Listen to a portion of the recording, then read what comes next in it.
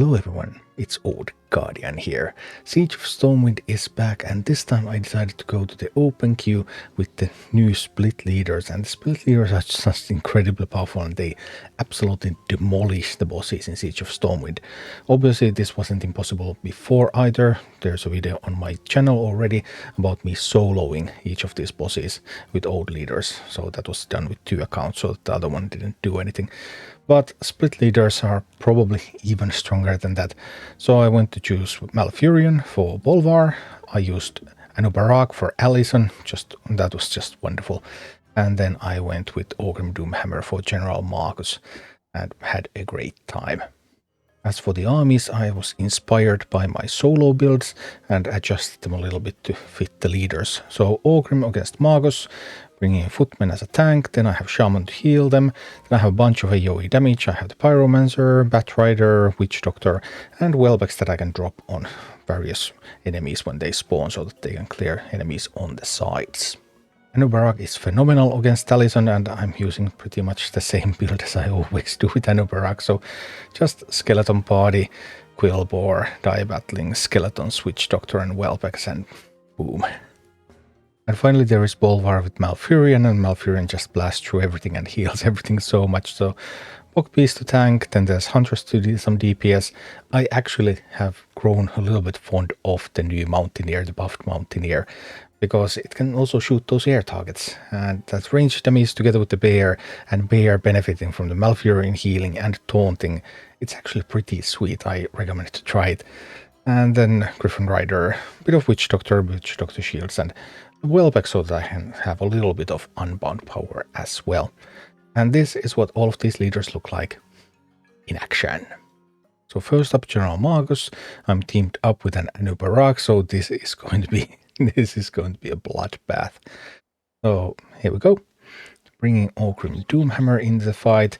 Some footmen to tank. I do like footmen to tank here a lot. There's tons of physical damage, they're armored, there's huntresses, and I like footmen against huntresses because huntress, well, the glaive, it's going to hit the footman, but it's not going to be able to hit anything behind the footman because there are so many. Also dropping some of those Welbecks around and just giving shields with Witch Doctor. Witch Doctor, that Spirit Ward talent is just, it's amazing. It's truly amazing. All those shields, and they work so well with the Anub'arak ally that I have here as well, so it's going to be wonderful. So we're taking the first tower, sending out a bit of healing out there too, blasting away. And the idea here is that with every phase change, Marcus is going to take back the 2 top towers. So when there's a phase change, I want to have enough gold saved. And then when there's a phase change, I will just send more minis from the center tower that I have, so that I will keep a good position. Sometimes maybe taking both towers, sometimes taking just 1 tower can also be enough. We'll see how this goes. So I was already saving gold a little bit here. I thought that we would be able to get the phase change a little faster. Here it finally arrives, and I'm sending out my troops. So now the phase change happens, the towers are going to start changing, but my troops are almost at the tower already when it matters. And then they're just going to blast away. Sending Doomhammer out there to capture the Huntress for me, that's just quality use of gold. And a little bit of Batrider damage, so all of the AoE damage, then I have those Welbecks that I can drop, and I just have pretty much everything. And not to mention that, of course, I have Anub'arak ally in this one. So here we end up taking both towers again. And now, oh, phase change happened already. Yikes, I'm a little late. But it should be fine that Anubis just on time.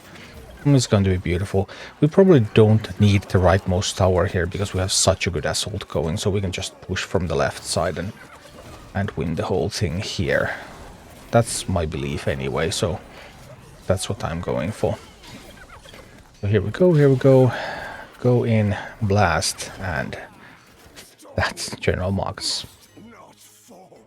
I have to say, Allison with Anub'arak is one of my favorite encounters. I mean, it's just so hilarious because Anub'arak is so incredibly strong. And here, what I really should do, I should send Anub'arak to the left and then fight Allison at the right at start, and then Then Allison moves leftwards, and then we get all the phases with one Anub in the best case scenario. Here, though, I forgot to do that. Sorry, I sent the Anub on the right side, but I think Anub on the left, which I did in some of the fights, is probably the superior strategy. That just occurred to me a little bit late, but I figured this would still be a nice one.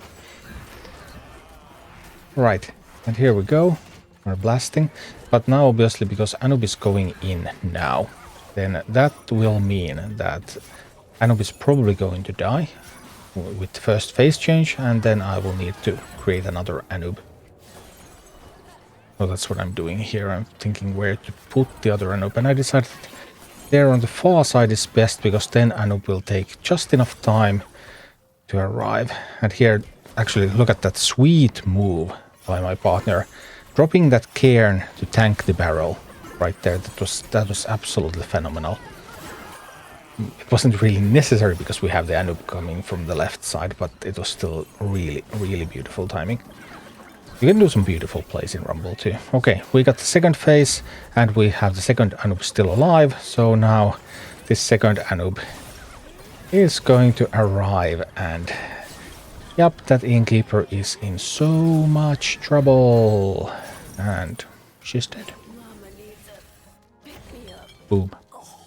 And then one more time with the Feel against Highlord Bolvar, this time with Malfurion. Malfurion, even in its nerfed state, it is still incredibly powerful. So let's try to send out some stuff. We grab the chest. Sometimes if my partner has device bandits, I try to let them grab the chest instead, but here I didn't think they would have bandits with Anub. Well, they could have bandits with Anub though.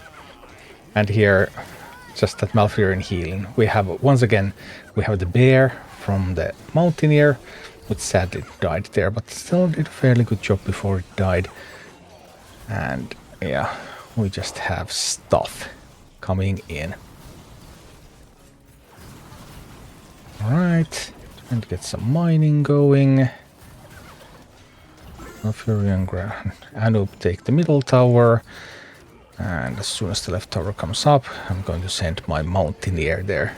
I mean, it's so funny how Mountaineer used to be like the weakest mini in the game. But cost reduction, health increase, baseline taunt for the bear, and stun as a talent. And all of a sudden Mountaineer is actually pretty good. Here, actually, because the consecration only happens around the buildings, we have a huge push going at Bolvar, even though the buildings are changing. So what I thought here was, okay, we might be able to get a second phase before we start pushing, but that actually didn't quite happen. We didn't have quite enough power. Well, actually we do. Look at that Huntress hitting in the back with the bear on the other side, and 2 phases for the price of 1. Although, as a downside, now I think my partner is in a terrible position right now, because I think they spent all of their gold. I don't have a lot of extra gold either, so getting 2 phases wasn't as clean as I had hoped. But be it as it may, we got 2 phases done, and we have another push coming from the right. So now the question is just like, okay, do we just push from the right and kill the boss? Do we need to do anything about anything else? Let's see, I'm trying to send a little bit of Witch Doctor assistance to the Anub'arak here. Because this push from the right, I want to defend a little bit too, I guess. But the push from the right, I mean, it's Malfurion push, so it just doesn't stop that easily. Still ongoing. Alright, we get a chest. I decided to start taking the towers anyway, just in case. I didn't want to risk anything. Although just supporting the push would have been enough, I actually think. But be it as it may, we have some towers.